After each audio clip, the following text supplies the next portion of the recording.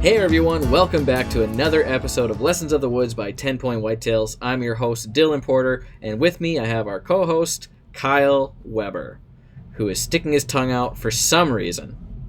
And I am using this take. So there, Kyle, your tongue is out for the world to see. We're going to be rated R podcast. Ew. This week, I'm going to do my best to explain some of the crazy gun laws that are coming forward in Minnesota. Literally watched my dad, Steve Porter, give a talk on these last night. I still have his slideshow, so I'm going to kind of steal it here. I built it. I built the slideshow for him, and I ran it when he gave the talk. So now I'm just going to kind of rehash what's going on. But Minnesotans, crazy legislation is trying to come our way. I believe this is to be voted on in May. And if I'm wrong, I'm sorry. But they're going to make it impossible to own guns in Minnesota. Just you wait. So Kyle's never heard any of this. Even though I sent him the video to watch, he doesn't do anything I want him to do other than stick his tongue out at me on a podcast. I'll watch that video when you get our hunting video done.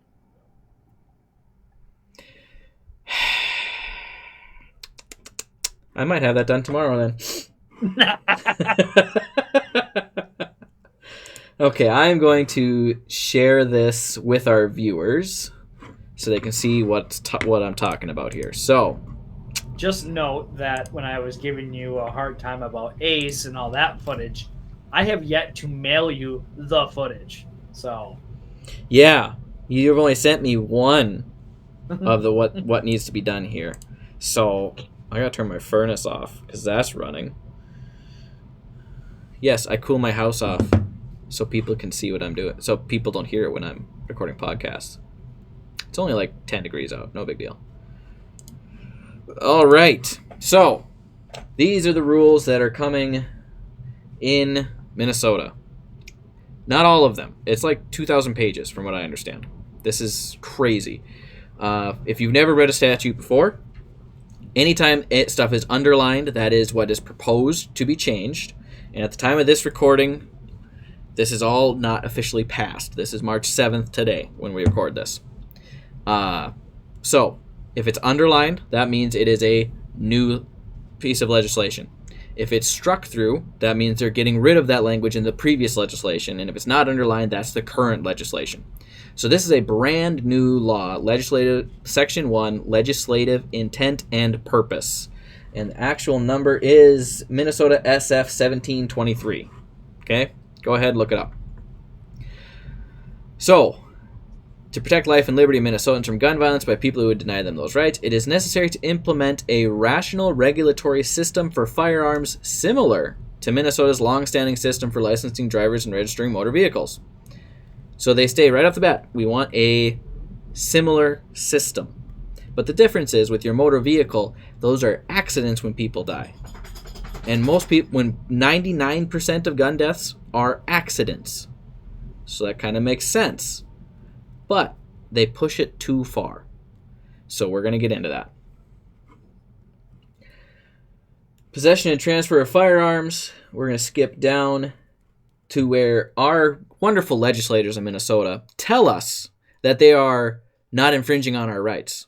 They tell us because they think that we're not going to read the whole thing, right? So if they tell us in the law that it doesn't infringe our constitutional rights, it says nothing in this legislation infringes on the constitutional right to keep and bear arms. If you're sticking it in there, I'm pretty sure it does. Because you shouldn't have to stick it in there, right? Why are they putting that there? A little bit concerning. So, Subdivision 1, Database 299A.07, Database of Firearm Registrations and Transferees, Rules Required. Commissioner of Public Safety shall establish a computerized central reporting system and maintain a database of firearm registrations and transfers. Okay, sure. Shall establish computerized central reporting system. Okay, so that kind of sounds like reporting system might be red flag law. I'm not 100% sure. I am not, by any stretch of the imagination, a lawyer. I do not have a law degree. I am basing my talk here off what I'm currently reading and how I interpret it, but two people can read this and have completely different interpretations. But I do know commissioners are appointed. They're not an elected official. So that means our wonderful governor can appoint the Commissioner of Public Safety, and the Commissioner of Public Safety shall establish and design a computerized central reporting system and have a database of firearm registrations and transfers. Okay, great. So now they know everybody that owns guns in Minnesota. That's new rule that they want to have in place. Okay. Perfect. You know who's going to register their firearms? Law-abiding citizens. You know who doesn't cause gun problems? Law-abiding citizens. But now we'll have a registry of all the law-abiding citizens and who has guns. Great. Okay. The commissioner shall adopt rules. Wait. You're telling me in the legislation the commissioner will be given the power to just come up with rules. Just come up with rules. Whatever you want. Just come up with rules. Great. So we're passing a law to give somebody a power to just make up rules without voting on them. Sounds pretty cool, right, Kyle? I'm reading the rest of it. Sorry. Yeah, we're going to touch on stuff that's highlighted mostly, but it gets pretty crazy here. And if you go through and if you were to type out the summary of what each of these rules or laws that they're trying to pass says, it's like, that's kind of reasonable. But then you dig into the actual terminology they're using, it's like, that's what you have messed up. And that's what you have to be careful with is shall and could, shall and adopt. And shall and may are two very different words. Okay? Yep. So, subdivision 1, pistol carry. A person who's applying for a permit to carry a pistol shall obtain and continuously maintain a policy of liability insurance, specifically covering any damage resulting from negligent or willful acts involving the carrying of a firearm. No permit to carry shall be issued unless the applicant provides proof of insurance. So, if you own a gun, specifically a pistol in this one, but it does go on to say the rest of the guns. If you own a gun, you have to have liability insurance on that gun. Period. End of story. You have to have it in Minnesota. You can't even get your permit to carry without a proof of insurance. Kind of sounds like a vehicle, right? Now you might say, well, that's reasonable. Let's get insurance. That way if something happens, it's covered. Well, it's liability insurance. So what that means is you are liable. It's not if something happens to your gun. It's if your gun damages something that's not supposed to. Let's say it goes off and shoots through a window. Mm-hmm. Your insurance covers the window. And I think insurance is the best legal gang, mob, fake. I mean, it's such a corrupt system too. Pay in, you barely get anything back, but you're covered. No, when you start talking that government's going to force insurance, it's like Billy patting Bobby's back. No. Yep. So I was informed last night of a insurance company that's been advertising insurance for guns for years. I think it's UCAA. I'm not 100% sure. It might be UCCA. I don't remember, but USAA? Nah, it's not that. That's different. Okay. This is a gun. That's not it. This is a gun-specific insurance company, and their insurance policy states somewhere in there. I didn't read it. I was told this by a friend. It states that if you lose a court case with our insurance for whatever the insurance is for, you pay for everything out of pocket. Too bad. All the legal fees, everything. We don't cover any of that. Too bad. Sorry. So sad. So, great. Now, okay, so if it's $50 a month per gun and you have 10 guns, that's $500 per month for 12 months. They will price this out. And as soon as something happens in Minnesota, they are going to add to the cost of the insurance because insurance companies can arbitrarily raise their rates whenever they want. Yep. So great. We'll no longer be able to afford guns. But it gets worse. Firearm ownership.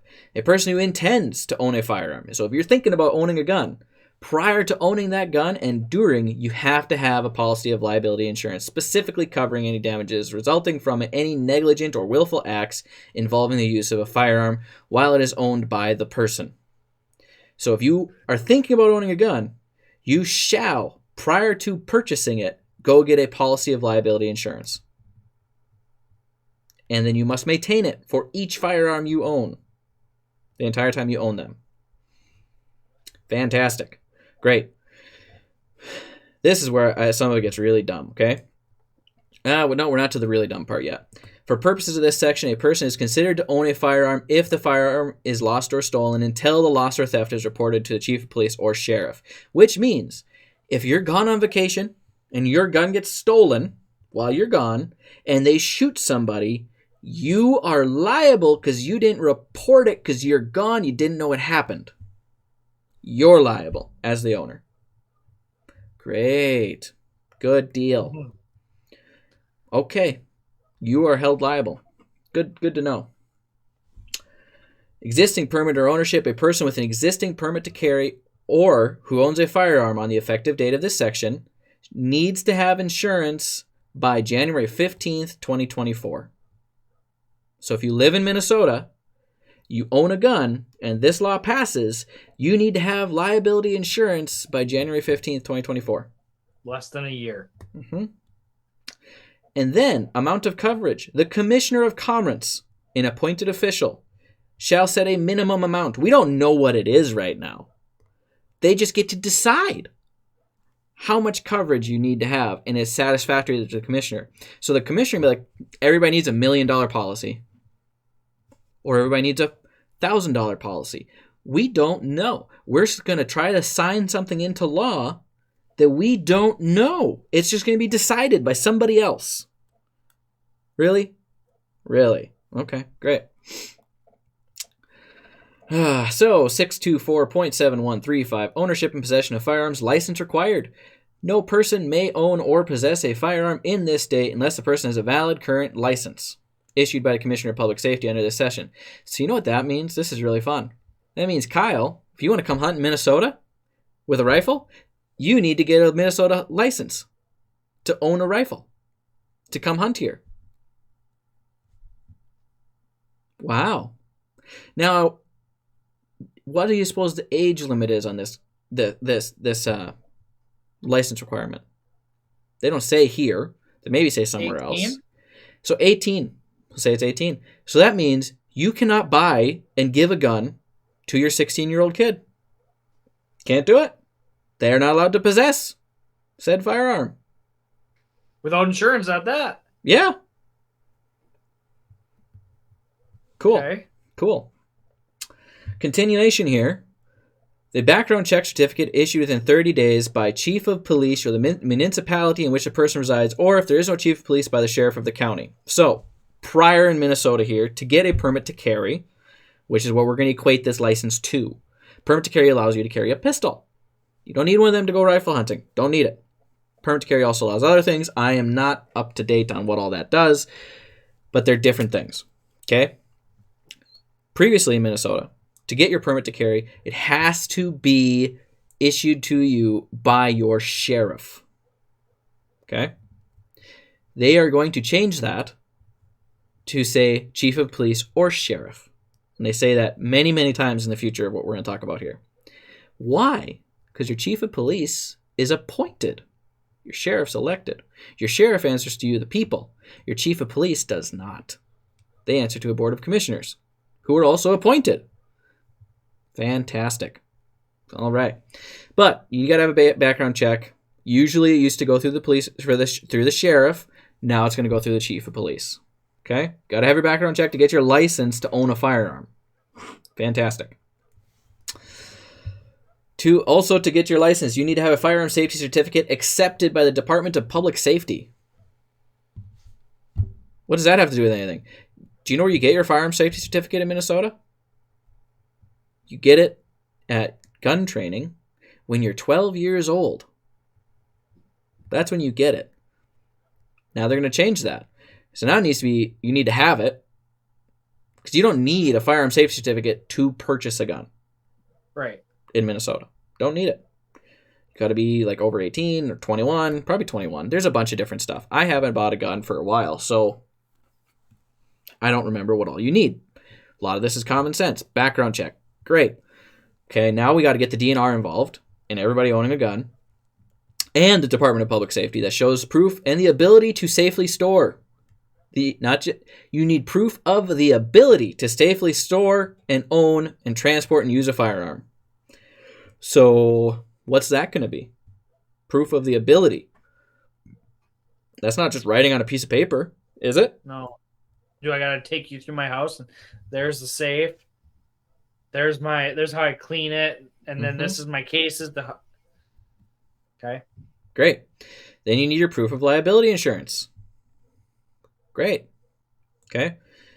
Then the commissioner may charge the applicant a reasonable fee to cover the cost of the licensing process. Okay, so again, here's a fee. Arbitrary. We don't know how much yet. Think? Whatever the commissioner determines is a reasonable fee. Is that $50? Is it $100? $1,000? Is it each gun? Well, yes. Well, no, this is to get your license to own guns. Okay. Penalties. A person who fails to carry a license in violation of this section is guilty of a petty misdemeanor. Okay? So if you don't carry your license and you get caught with a gun while not carrying your license, it's a petty misdemeanor. Now, Dad said yesterday in his video, I don't remember what all it is, certain things are jail time, certain things are fines, or a combination thereof, different quantities, right? Petty misdemeanor, barely a slap on the wrist. A person who does either of the following is guilty of a misdemeanor. Own a firearm without registering it. By the way, guys, you got to register all your guns. Each of your guns. Or own or possess a firearm after your license expires. So that means if you don't keep up your license to own guns and it expires by a day because you missed it in the mail, you're guilty of a misdemeanor. Immediately. Now, is that one misdemeanor per firearm? Or one just because? And they know because you registered your firearms with them, you got a license to own your firearms, and then it expires and they know before you do. Great. Fantastic. If you do any of the following, you are guilty of a gross misdemeanor. Own or possess a firearm without having first obtained a license under this section. So if you own a gun, as of the effective date of this legislation, should it pass, and you own or possess a firearm that you haven't gotten the license yet, gross misdemeanor. Got to get your license. Own or possess a firearm after a license issued under this section has become valid except through expiration. So there's other ways for your license to possess firearms to become invalid, whether it be a crime, other ways. I think they do explain some of them. You're guilty of a gross misdemeanor if you still own a gun after that point. Own or possess. Possess simply means it's in your house. Yeah. Or in your truck. Well, I mean, even it's sillier that if it's in your basement, or if I come over there and he accidentally leaves a gun here for a week, I currently possess it, and then I can get a gross misdemeanor. Yeah. Yeah. Even if you don't have a license. Your license. So, also, you're guilty of a gross misdemeanor if you make a false statement in order to obtain a license, or you transfer a license in violation of this section. Okay. The court shall notify the commissioner when a person is convicted of a violation under this section, except for a petty misdemeanor violation under paragraph A. Upon receipt of the court's notification, the commissioner shall revoke or deny issuance of the person's license to own or possess a firearm for a period of 3 years for a misdemeanor violation under paragraph B, and 10 years for a gross misdemeanor under violation under paragraph C. So that means you could lose your ability to own or possess a firearm for up to 10 years if you don't do things 100% correct. So everybody keeps saying on Facebook, well, they're not coming after our guns. They're not coming after our guns. Nah, but they're sure making it pretty dang hard to own them. Because they know that'll get shot down. They gotta. They got They got to Choke squeeze it. us out gently. Yep. Okay? Moving on. Firearm transfers. This one's really interesting. So this is 624.7136 firearm transfers requirements. Notice how these have all been completely underlined thus far, meaning it's all brand new laws. These laws do not exist in any capacity at this time. Definition. They want to say what the definition of the word transfer is. As used in this section, transfer has the meaning given in section 624.712, subdivision 6, but does not include the delivery of firearm to a person for the purpose of repair, conditioning, reconditioning, or remodeling. So that's not transferring a firearm. A loan by a teacher to a student in a course designed to teach marksmanship or firearm safety in the presence of the instructor if the course is approved by the Commissioner of Public Safety. So that means in our gun training, if you borrow the teacher's gun for your field day, that's not considered a transfer. However, a loan between persons lawfully engaged in hunting or target shooting, if the loan is intended for a period of no more than 30 days and both persons are licensed to possess firearms, that is a transfer, which means, Kyle, if you come hunting with me and your gun breaks, and I say, here, use this gun for the day, that is a firearm transfer. Okay? Which means... Not technically. Go no, back. A transfer is... No, but does not include. Okay, I'm wrong.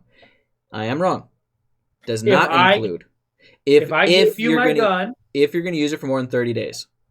If I gave you my gun and said, hey, man, it's September 1st, but I'm coming back on October 15th, I'm just going to keep it here. That's a transfer. Yeah. Okay. Yeah. See, I'm just not trying to critique. I missed the but does not include. Okay, so that's good to know.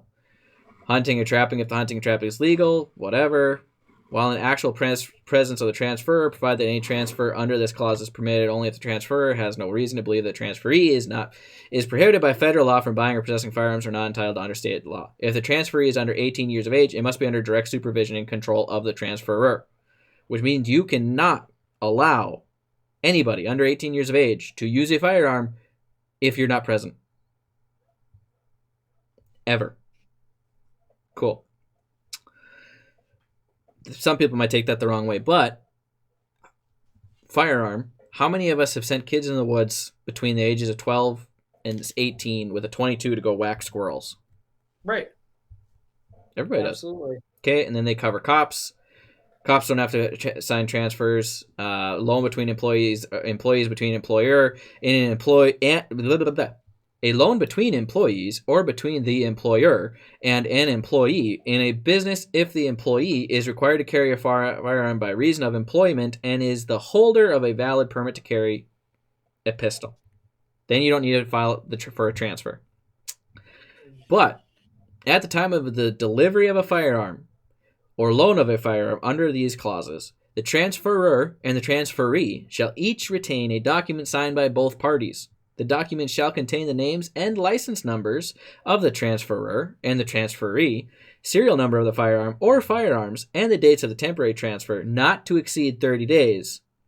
But before they said it has to be longer than 30 days, but now it can't exceed 30 days. I don't know, that's kind of contradictory.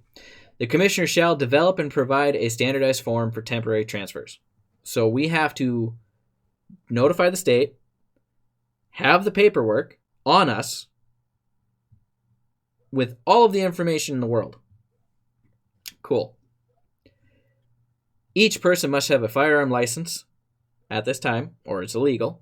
No person may transfer a firearm to another unless the transferee presents a valid current license to own and possess the firearm issued under the previous section we discussed. So, Kyle, I can't borrow you a gun if you don't have a Minnesota firearms license. Right. I want to come up and hunt at the farm. Can't do it. I forgot my gun. Darn it. Shoot. Turn around, go home. See you later. Yep. Every person who agrees to a transfer of a firearm shall report the following information in writing to the Commissioner of Public Safety within 3 days of the transfer. In writing. So now we have to rely on our post office to get it there within 3 days. What? My stuff won't go 2 weeks without it. My mail? Yeah. I can mail something and it doesn't get there for 2 weeks. Yep. So do we have to drive to the Twin Cities every time we want to borrow a gun? How do we do this? Great. Okay. Moving on. At the time of the transferor shall give the transferee a temporary registration card. The temporary registration card shall contain all of the information described above and shall be valid for 30 days following the day of the transfer. Expiration date of the transferation registration card shall be clearly displayed on the card. More paperwork. It's an 8x11 sheet of paper. Mm-hmm.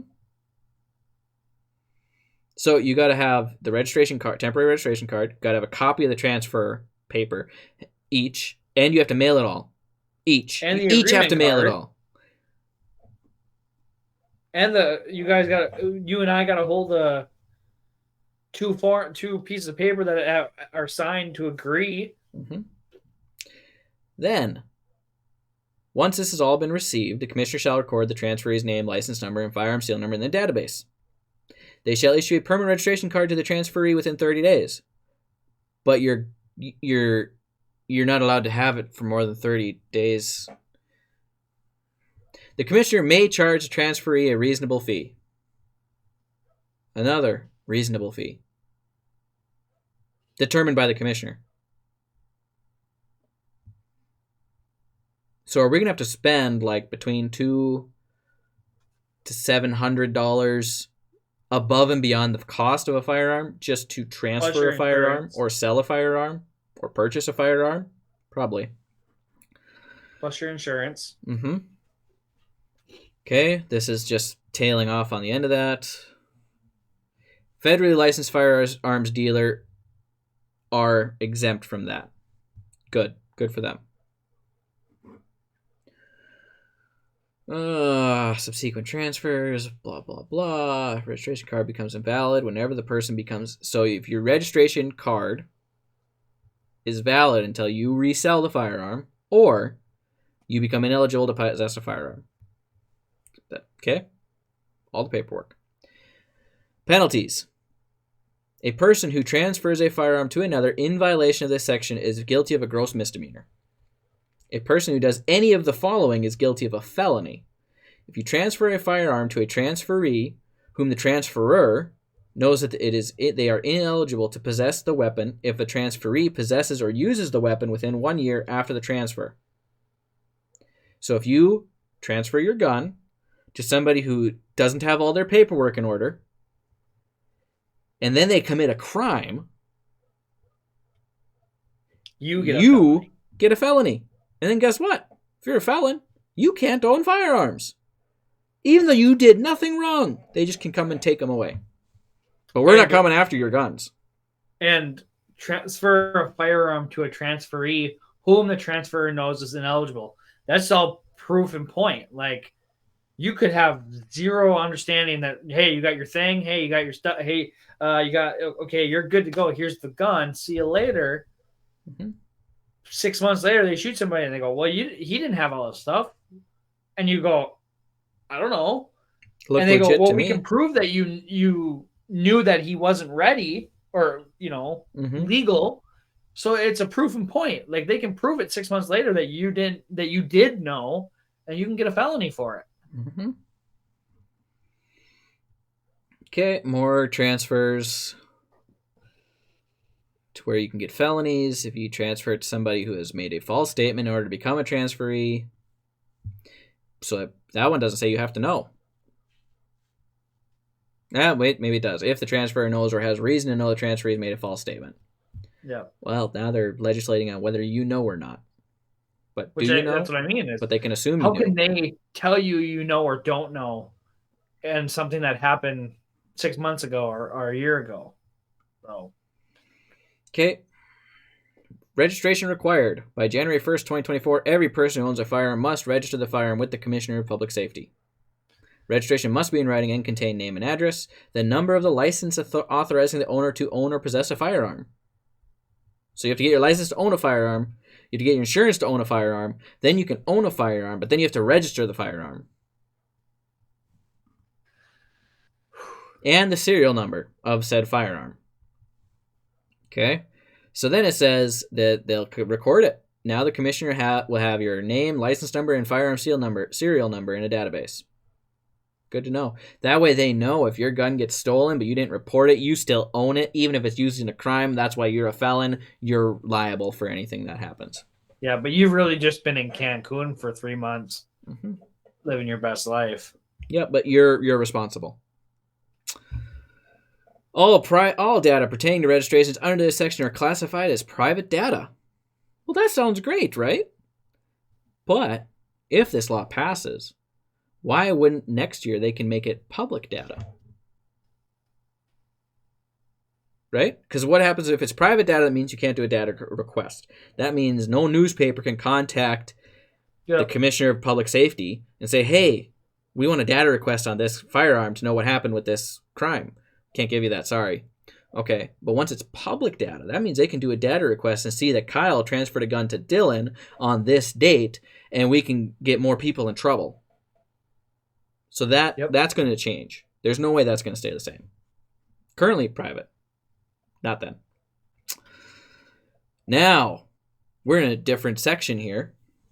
So granting and denial of permits. See how it's not all underlined anymore? This is law that exists.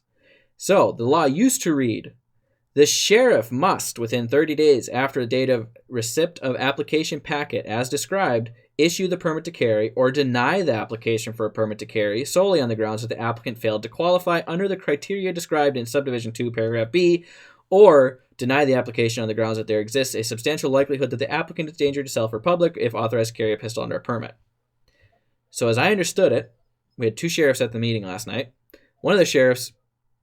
Two prior sheriffs at the meeting last night. One of the sheriffs said he did a lot of permits in his time as sheriff.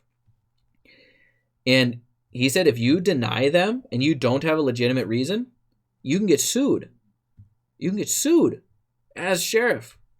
And then if you pay all the fees, if you lose, out of your own pocket as sheriff. But now it says a chief of police or sheriff. And they want you to go to your chief of police first, as stated earlier. Yep. Okay? And they removed, see how it's struck through, under the criteria described in subdivision 2, paragraph B. So earlier in this there was an outline. law, there was an outline that they fail to qualify under this information. Now they can just fail to qualify with no why. They just fail to qualify. But it's chief of police, so it can be your your city commissioner board saying, we don't want them to have a gun. Or we don't want anybody to have guns. So everybody fails to qualify. Chief of police, make it so. Cool beans. Here we are. What'd they get rid of here? Failure of the sheriff to notify the applicant of the denial of the application within 30 days after the date of the receipt of the application packet constitutes issuance of the permit to carry. So, in the past, if the sheriff failed to tell you within 30 days of getting your packet, if you were denied, that means you get your permit to carry because the sheriff's not doing things right. But now they're removing that. And then it says the sheriff must promptly fulfill the requirements under paragraph C to deny the application. The sheriff must provide the applicant with written notification and a specific factual basis justifying the denial under paragraph A, clause 2 or 3, including the source of the factual basis. They struck all that out. Now, this section says, the chief of police or sheriff must inform the applicant of the applicant's right to submit within 20 business days any additional documentation relating to the property of the denial. So he doesn't have to tell him if it's denied anymore. And if the sheriff doesn't have his ducks in a row, you don't get your permit anymore. Mm-hmm. But he can tell you if you need more documents. Upon receiving any additional documentation, the chief of police or sheriff must, doesn't say must anymore, it says may, reconsider the denial and inform the applicant within 50. Used to say. So now it currently says, and inform the applicant within 15 business days as a result of the reconsideration. Any denial after reconsideration must be in the same form and substance as the original denial and must specifically address any continued deficiencies in light of the additional documentation submitted by the applicant. The applicant must be informed of the right to seek a de novo review of the denial as provided in subdivision 12. They got rid of that. Now it just says, upon receiving the additional documentation that they can ask for, the chief of police or sheriff may reconsider the denial. Not must. May. So if they feel like it, they can reconsider. And they don't have to inform the applicant. Nope. Just no. Yep. Great. Oh, went too far. This one just basically the only changes here is chief of police, chief of police, chief of police, chief of police, not sheriff anymore. Chief of police. So submit information to the commissioner regarding the suspension or revocation for inclusion solely in the database required or permitted under subdivision 15. They got rid of solely, so now they can take that information other places. Yeah. Great. This will mean that 75% of the permits to carry get denied because the chief of police can just do whatever they want. And no answers, no denial, no reasons why, no justification for any. Yep. Just because we felt like it. Notwithstanding paragraphs A and B, the chief of police or sheriff may suspend the application process if a charge is pending against the applicant that, if resulting in conviction, will prohibit the applicant from possessing a firearm. So that means if you apply for a permit to carry, they can just suspend it if a charge is pending against the applicant. This is current law, which means suspend doesn't mean cancel, but pending kind of sucks. I mean, because if you get wrongfully accused of something, guilty until proven innocent, man. Yep, that's not how America was founded. This section is effective as of January 1st, 2023, if passed. So if this is passed in May, your permit to carry, if you haven't gotten it yet, too bad. Yep, and yeah. Mm-hmm. I live in an area with no police chief, so I'm okay. But the rest of you are not. So, those are the laws currently being worked on. Do we want to talk about this one too? The Board of Animal Health? This is so screwed up too. This is so screwed up. So, they're building a new Board of Animal Health, right? This is more legislation. The board previously had 6 members. They want to open it up to 11. 11 members appointed by the governor. But they got rid of this sentence, with the advice and consent of the Senate, 4 of whom are producers of livestock in the state, and at least one of the 4 livestock producers is also a member of a federally recognized tribe located in Minnesota, and 2 of whom are practicing veterinarians licensed in Minnesota. So that means, at the time of right now, March 7th, before this gets changed, the current law reads, the board has 6 members, appointed by the governor, with advice and consent of the Senate. 4 of them are livestock producers that are in the state of Minnesota, and at least one of the livestock producers is a member of a tribe in Minnesota, and 2 of them, the other 2 who aren't currently producing livestock, are practicing veterinarians licensed by the state of Minnesota. They want to remove that from our Board of Animal Health. If you're a farmer listening to this in Minnesota, buckle up. They want to change it to the board has 11 members appointed by the governor with 2 at-large members, 1 member who is a member of a federally recognized tribe, and 8 regional members, with no 2 regional members residing in the same congressional district. To extent practicable, the governor's appointments must achieve gender balance among the board membership. In 2023, with 72 genders, how are they going to fit 72 genders on an 11-member board? How can you get balanced gender balance in 11? Even if you're only 2, that's still 5 and 6. So that means we need a transgender person on the board. Need it. At least 1. Great. Continuing, wrong screen. Members must be knowledgeable in animal agriculture, animal health, or, not and, or pets and companion animals. So that means if you own a dog or a cat in Minnesota, you're eligible to be on the Board of Animal Health. Because you don't need to be a vet anymore. You don't need to be a livestock producer. You need to be knowledgeable or know stuff about pets. Wow. With at least 2 members who represent the public and are not employed in agriculture. So not only do we not want people employed, we're requiring that there's at least 2 people who are not employed in agriculture, veterinary medicine, the pet industry, or related field. We want at least 2 people who have nothing to do with animals on our Board of Animal Health. Great.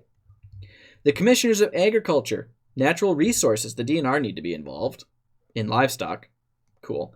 And Health, the Dean of the College of Veterinary Medicine, and the Director of the Veterinary Diagnostic Laboratory of the University of Minnesota used to say may. Now it says shall serve as consultants to the board without vote. So that means these people who don't know anything about livestock, but they have cats, they get told and educated by the commissioner of the DNR prior to making a vote about agriculture. Why?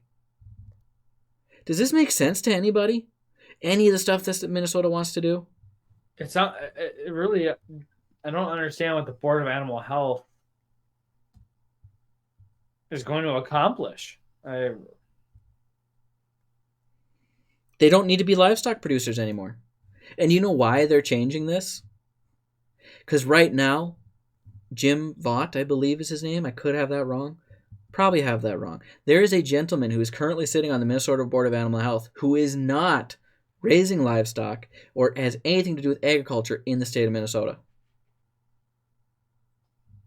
Excellent. So they want to change the law so he's okay to be there. Because he hates deer farmers, specifically. Hates them with a passion. So they can shut down deer farms. Now, I don't care which side of the fence you sit on. If you hate deer farms, good for you. I don't care. But if you think that livestock producers who raise cattle need the opinions of blue-haired cat-owning women, or thems, who have no experience with agriculture, no experience with livestock, that's what we need now to make regulations for livestock producers. People who have never stepped foot on a cattle pasture in their entire life. People who have never led a horse by the halter anywhere in their entire life. People who get their knowledge from Disney movies and their cats or their dogs. I'm not that prejudiced. I kind of hate cats. But really? Really? We've gotten to a place in our world where gender balance is a focus on a livestock committee. And livestock owners are not a focus.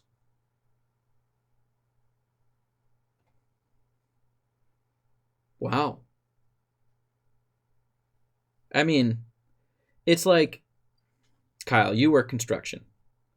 So it'd be like if I was going to develop code for construction built workers for construction buildings, but my entire experience with construction is Lincoln Logs when I was 7. But I'm in charge. So you got to do what I say. Kind of sounds like the building codes as they are. Probably. Yeah, it's interesting that,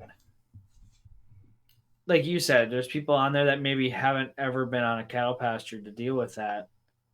But I want to go back to the gun laws. Yeah, I got off track there. Sorry. No, it's good because I'll say this in summary.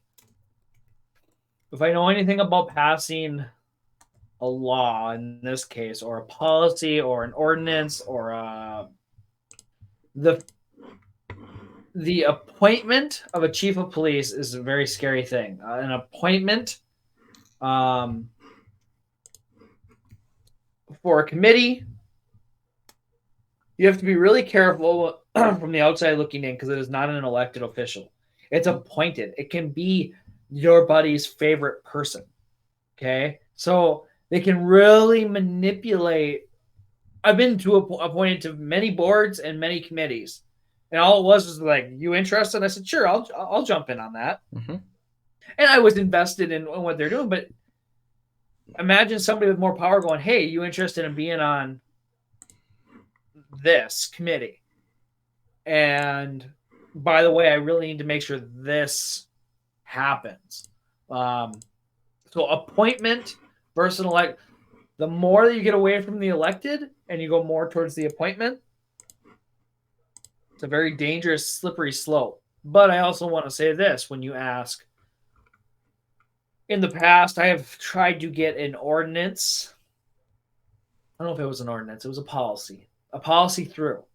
And I knew I was going to get some backlash or heat regarding that policy. I don't want to say I did it strategically, but I knew due to the backlash or the pushback that I was going to ask for that policy to be more aggressive, which I did. It was 100% Kyle. It was 100% what I thought, which isn't good anyways, but 100% what Kyle thought. And when I got the pushback, we ended up meeting in a middle ground. Now, if I would have tried to take their feelings and thoughts into consideration and maybe done it like 60% Kyle wants, but like understanding what they want, they would have pushed back and got us down to like 30%. So in these gun laws, for example, the Board of Animal Health, that's a disaster. And if you're not a cattle farmer, if you're not a livestock producer, based on what's defined as a livestock in the state of Minnesota, but to the gun laws, like I can see a lot of. This is what I'll warn anybody listening. They're not going to get it all. No. Everything that Dylan just read, all the underlined stuff, all the crossed out stuff, that's not all going to happen if this gets passed. It's the tip of the iceberg is what I read. There's tons more.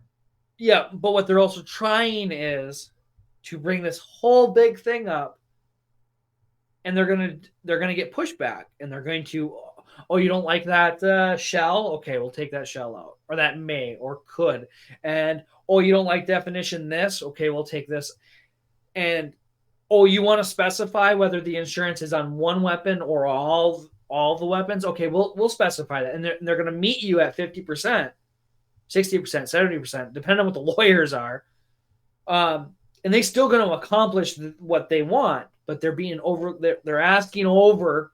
They always are overzealous to get one or two things passed.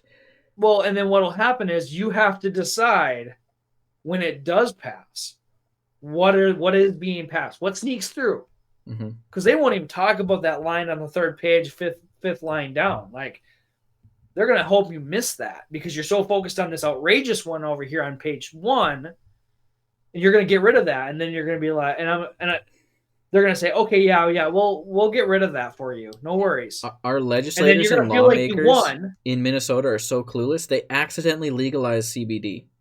They didn't even know. They didn't know because they don't read it all. Exactly what Kyle is saying. They don't read it all. They hope we make a stink about XYZ, but they don't read it all. 90% of the people listening to this have probably never looked at a state statute. They don't even know this is happening. Read your town ordinance. No, I mean, I'll dumb it down for you. Go to your town ordinance and read the driveway ordinance. Every town has a driveway ordinance. Read it. And then I want you to read it and then tell me what driveway you need. I want to know how wide, how long, and how deep, and what kind. Tell me that. Because the way the ordinance is written is the same as this law. All this law that's being presented, it's worded fancy, it's worded hard, it's got a lot of semicolons and dashes and quotes, and they're going to mesmerize you with this stuff, but hope to sneak in page 3 that really is the hammer home or the start of it. They're willing to lose half of what they presented. They're willing to lose half that. But what half? Probably anything that is. What they're trying to change is how you buy, the process of buying a gun. They want to make it more difficult. They also have rules in there that we didn't cover that state you may not purchase more than one firearm every 30 days. Right.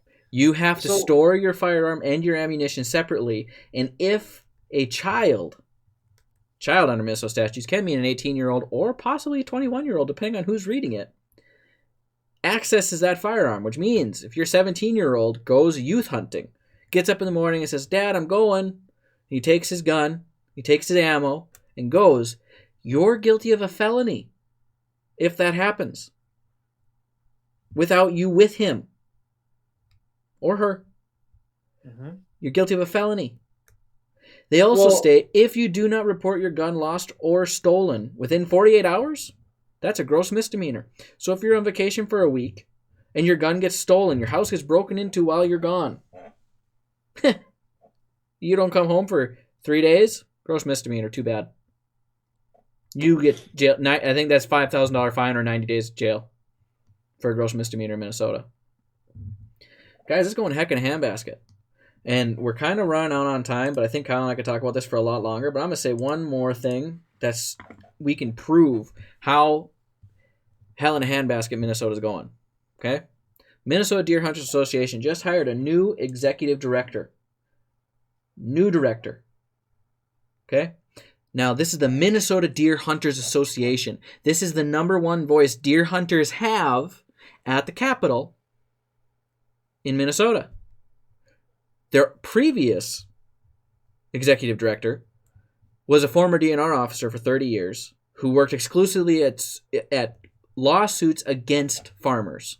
That was his bread and butter. Can't remember his name right now. Chris somebody. Their new guy is a dude named Jared Mazurek. Probably pronounced that wrong. From Grand Rapids. Okay?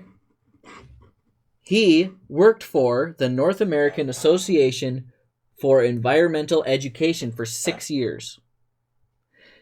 And their mission statement, the NAAEE, says, I'm not going to read the whole thing, but because of this anthropocentric view, humans justify certain animal exploitative practices for their benefit. While understanding of animal emotion has emerged from scientific studies, the treatment of animals has not changed. Kind of sounds like PETA. A little bit. So that means the new executive director of Minnesota Deer Hunters Association worked for a company similar to PETA for 6 years. The Minnesota Deer Hunters Association and Bluffland Whitetails both are giving awards to Rick Hansen and Jamie Becker Finn. I think those are representatives, Democrat representatives. Those two, Rick Hansen and Jamie Becker Finn, are the two that go after Minnesota agriculture and farmers the most. And guess what? They are co-authors on these bills about hunting or about guns. Yep. So 2 hunting organizations are giving awards, Legislator of the Year awards, to legislators who are actively trying to remove our guns. Way to go, guys. I applaud you all. I applaud you all. They've been coming after deer farms for years. They're coming after ag. I sat in a room with a bunch of different farmers, and we had a meeting with Scott Jensen when he was running for governor, and Jim Schultz, guys from all over the state. And they went on for 2 hours. Each of them individually had problems where the Minnesota DNR had overstepped their bounds and tried to outlaw them or cause them financial damage over and over and over again. We're putting family farms out of business in Minnesota. That's what we're doing as a state. And you're gonna breed one or two things. Mm-hmm. You're gonna choke out the gun owners. That's what this is doing. Even if they get half of their process in, they're gonna choke it out. You can't move guns. You can't, whatever. Mm-hmm. But you're also going to get rid of Mr. McDonald, the man that just farms his 90 acres, his 200 acres. That he just sells his hay, sells his cattle, but whatever. The family farmer who just makes a living, decent living, on the dirt that he paid taxes for, to the animals that he paid for, they're going to be gone. Mm-hmm. This is the only people that survive. The only people that survive the Board of Animal Health, the, not away from the gun laws, all of that. The people that survive dealing with the DNR and survive dealing with the Board of Animal Health are corporations that can hire lobbyists and hire representatives to go into these boardrooms and sit in these meetings and discuss their best intentions and discuss what their motivates them and cater and lobby for the rules and regs and laws that cater to that. So corporate farming, 100%, they will make it because they're going to pay somebody $125,000 a year salary to just go to these meetings and say, well, and I don't mean this specifically, but Tyson Chicken has lobbyists and representatives that go to these meetings and goes, well, yeah, but we need 300,000 chickens in a, 100 by 50 building or whatever, and they're just going to sit there and talk and voice their opinion and what do we got to do to make this pass? Hey, we would really like if we didn't have to deal with the chicken waste. We just dump it out back, and corporate farming will be fine. The big guys will survive. It's the small people. So if you own agriculture in Minnesota and you're not doing millions of dollars in business, get ready. You're screwed. If you don't have a person that's a rep going to these meetings on a $125,000 salary, if you're not that big, I don't care about acreage. I don't care if it's 50 acres, 100 acres, 1,000 acres. If you don't have somebody paid in full, that's good. This person's passed the bar exam. They've gone 6 years at school. They're a lawyer. They're a rep. If you don't have a rep that's on salary or on retention, you're gone. You're not going to be able to keep it. The DNR are going to shut you down for the land you use, the well you drill, the fertilizer you spread, the lime you spread. They're going to choke you out in the same manner of the gun laws that are not going to do it right today, but in 5 years it's going to be awfully hard. And Department of Agriculture, DNR, that Mr. McDonald is going to be in big trouble. Yep. They already squeezed me out of my family farm. My plan growing up was to be a deer farmer. I planned that till I was over 20 years old. My plan was to work the family farm for the rest of my life. My dad sunk his hard energy into it, made land that you couldn't do anything with profitable. That was my plan. But 7 years ago, 8 years ago, we started seeing these laws coming. We're like, man, I'm like, that's going to get tough. They're going to squeeze us out. So I left the family farm. Decided to do something else. Family farm's still going. Barely. If anything that they're trying to push past us, we got less than 3 years. Less than 3 years. In my dad's entire life, what he worked for, what I wanted to do with my life, what my younger brother wanted to do with his life, is gone. Too bad. Minnesota doesn't care. Minnesota is more Democratic than California, more liberal than California right now. And if we, rocks and cows in Minnesota, want that to continue, just sit back and fold our hands. It's somebody else's problem. Time to stand up, people. Contact your legislators. Contact your representatives. Tell them this is your senators. Contact people and say this cannot happen. And vote. And vote. Get out and vote. And pay attention to who you vote for. Yeah. Don't just vote party lines. No, pay attention. Call them. Ask them. Why do you get my vote? And even for Republicans, don't just vote party lines. There's sometimes better people for the job on the other side of the fence. But pick the ones going to listen to the people in your area. They have the legal, maybe not legal. They have the requirement to answer your phone call. Unlike some people that don't. When you are Robert Gorecki. When you're a representative of the people, you need to respond. Yep. And if you don't, and you can't, then you shouldn't be in that position. Shouldn't be in that position. So it's a big, kind of ending on a downer. But people you need to understand what's going on. You need to be out there. You need to be pounding the pavement. You need to know what's going on. And we're not saying hurt people. We're not saying threaten people. We're saying make better decisions. Have conversations. Big round table. Meetings. Get your groups together. You got likewise people in your community. Go to your town board meeting. Ask them. Your town supervisor your town chairman can reach out to the district representative. The district representative can talk to the governor. The governor can talk to the Senate. The Senate can talk. Go there, be mad, show up to the town board meetings, the county meetings. They're all public places, and they all have a public comment in the very beginning. So, yep.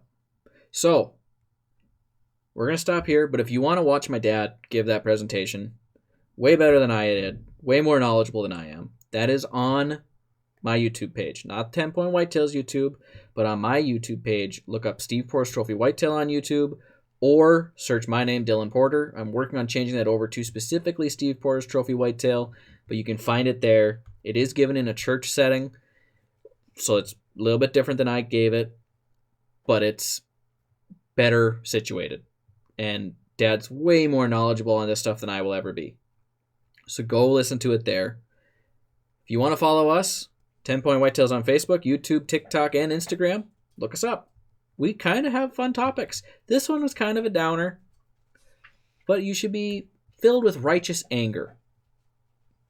I'll say that in Minnesota. If you want to find us on your favorite podcast apps, you want to use an audio-only version, look up Lessons of the Woods on Spotify, Apple Podcasts, iHeartRadio, and wherever podcasts can be found. We're on pretty much all of them right now. Amazon Music, go find us there. We talk a lot of fun hunting stuff most of the time. But this is one that had to be done, even if it kind of sucked. So that's where we're at with that. Lessons of the Woods comes out every Friday at 7 p.m. Central Time, and we'll be having more guests on. I think our next recording, we're actually going to meet with who, Kyle? Jessica, is that the right name?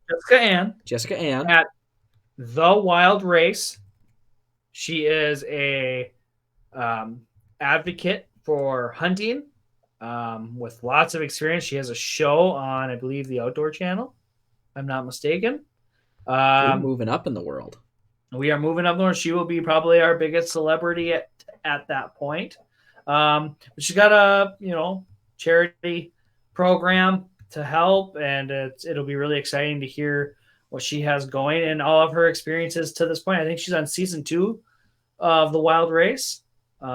So she'll probably share some of her favorite stories or favorite experiences hunting. I mean, I know she's been to Africa.